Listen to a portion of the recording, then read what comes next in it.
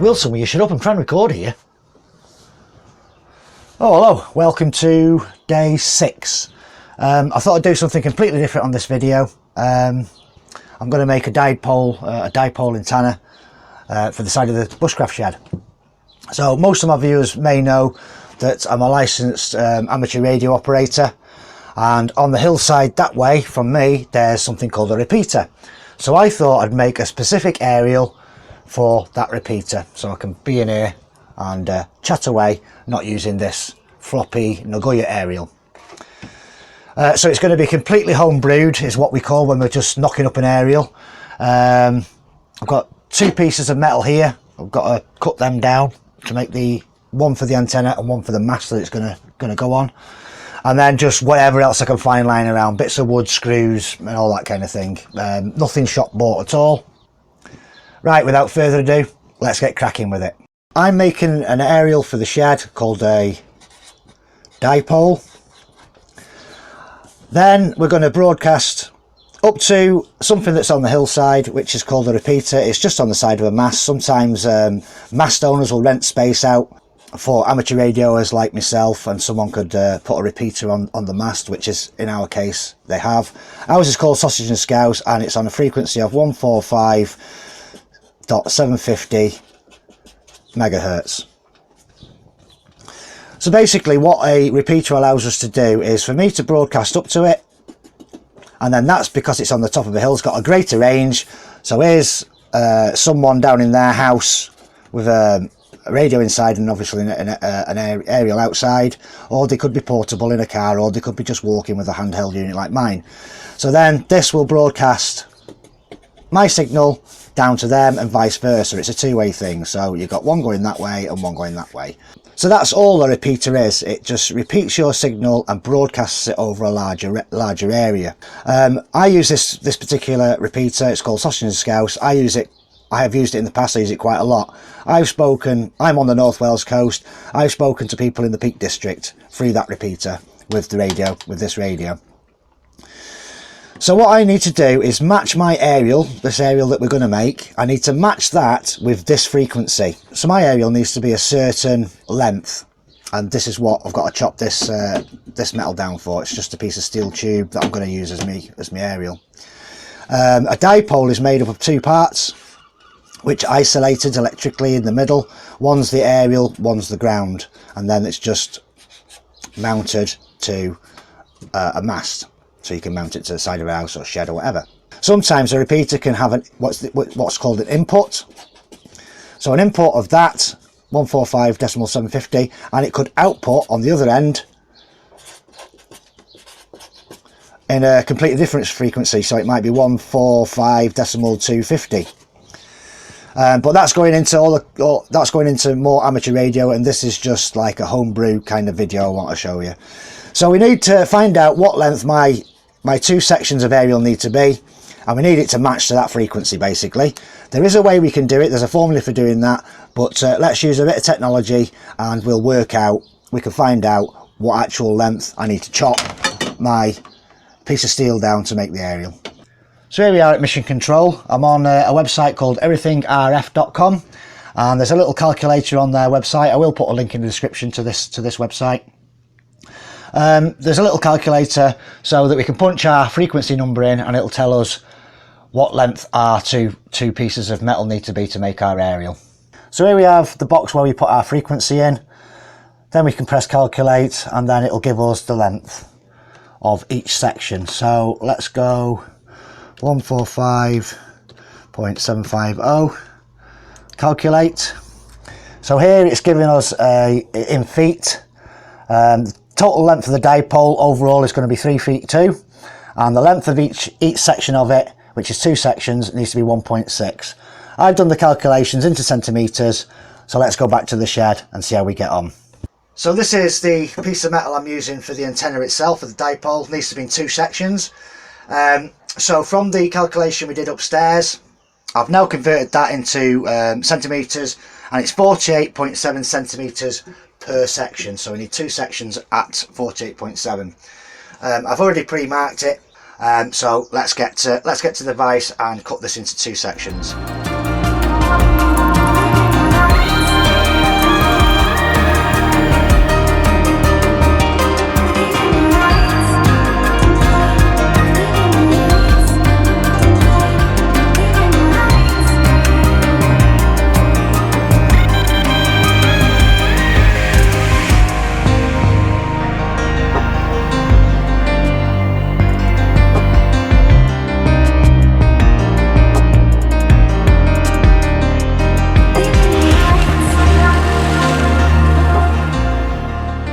So I've drilled the mounting holes for each part of the dipole.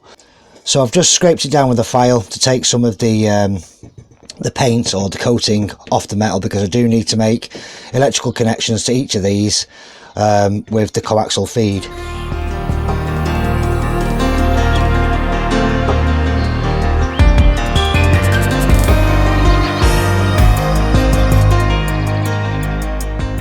So this is the top of the mast I'm working on now. Don't worry, everything will become clear.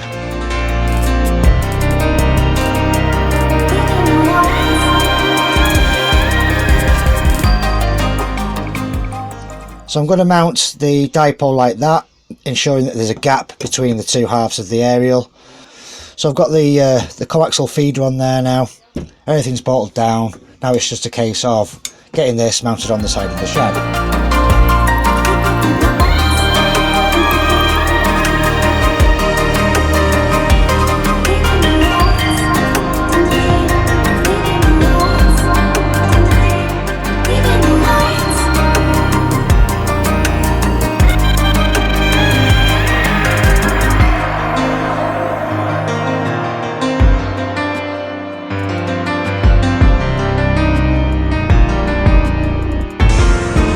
So now what I'll do is just give a quick shout out through to the repeater that's on the hillside.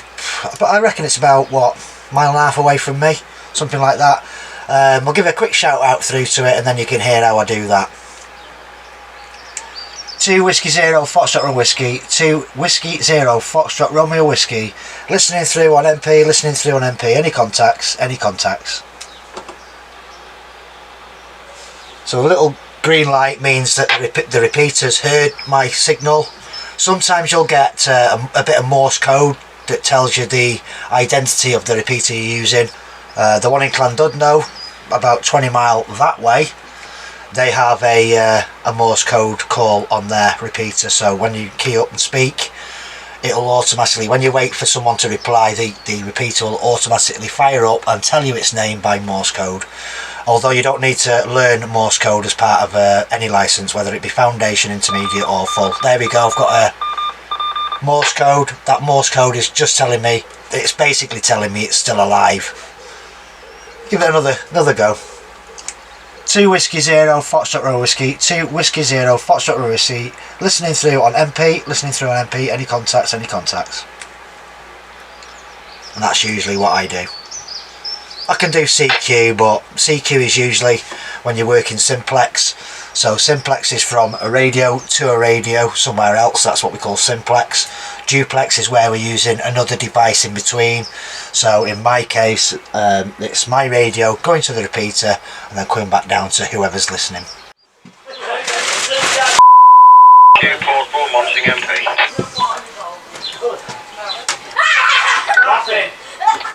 Yeah, that last contact that asked me for my QTH, it's Prestatyn, yeah? Yeah, Roger, yeah, no problem at all. Okay, yeah, my old hometown. Cracking day, isn't it? Beautiful day. Okay, nice to chat with you, my friend. I'll just carry on walking my dog anyway. All the best. Yeah, well, I know you're portable. What's QTH area? Are you local? I'm in Ross-on-Sea, Oh, it's not too bad then, is it? That's not too bad. Alright, I'll bid you 7 threes and I'm going to go quiet for the time being. You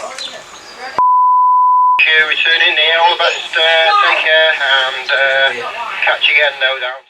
Okay, Bob, I'll take one last over off you and then I'll clear, but I'm so glad I called you and glad to hear that the family's okay. Break.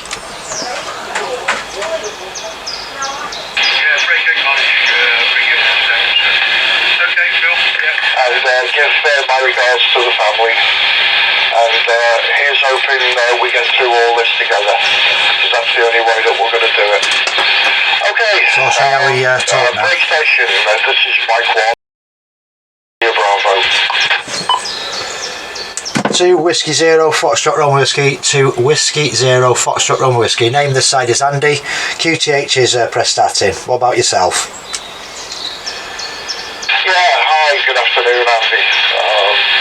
Name this place Phil. Papa Hotel India Lima. I'm 6 miles due east of the city centre of Liverpool, Andy, so got a pretty good path to MP from here.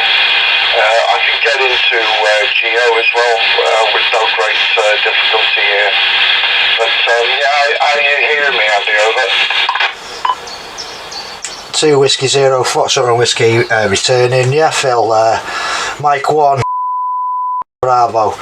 Yeah, coming through loud and clear. I've just made a homebrew antenna, a dipole specifically tuned in. Well, I haven't got a tuner, so I've done the maths basically for Miss Piggy. So I've impressed that in anyway, and I'm usually portable with a Bofang UV5R Nagoya aerial, so I thought, well, I'll have a go at making a homebrew. Back to you, Phil. 2 Whiskey Zero Foxtrot Whiskey. Yeah, okay, Andy. Yeah, oh gosh, I've got more dipoles than I know what to do with. It is the fundamental antenna. It's the, as people who build antennas and stuff like that will tell you, it's you know, the reference antenna. So simple to make, so cheap to make. All you need is a couple of bits of wire at the end of the day. And as you say, do the maths. I'm fortunate, I've got about 3 or 4 different SWR meters, which very rarely get used because all my aerials are resonant for the band that I want to work. I've got a wire dipole draped over the roof of the building for 40 meters. I've got an Amtron 99 which gives me 17 meters, 15 meters, 12, 11 and 10 meters, and just an X30 on the gable end of the building this way, Andy. Just running 10 watts. I always work QRP. The transceiver's the 991 Alpha from Yaesu. What's the transceiver again, Phil? Oh, sorry, Andy. 991 Alpha. 991 Alpha. The one with fusion. Oh, yeah. Yeah, I've got a UV5R as well. Who hasn't? But you try programming the bugger. Yeah, I use the cable and chirp to do mine, mate. I'm not going to do it more manually. Can you give me a single readout then? A signal readout? Well, we'd have to go simplex, I suppose, wouldn't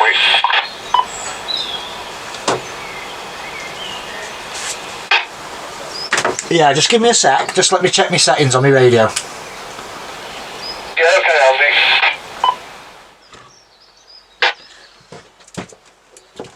Hiya, Bob. Was that Mike Whiskey Zero Hotel? Yeah, Roger. Yeah, you got 2 Whiskey Zero Foxtrot Romeo Whiskey. Name this side is Andy. Town of Passattin, just working the Bofang UV5R with a homebrew aerial that I've just made today out of a couple of pieces of scrap steel and a couple of screws and a bit of wood.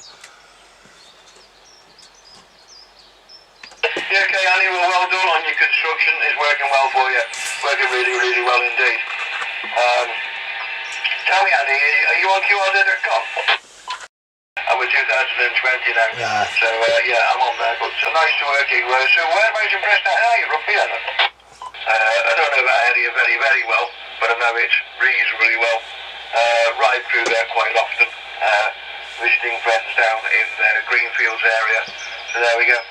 Okay, Andy, I've just got a message that I need to go and attend to something, so I'm going to wish you best 7-3.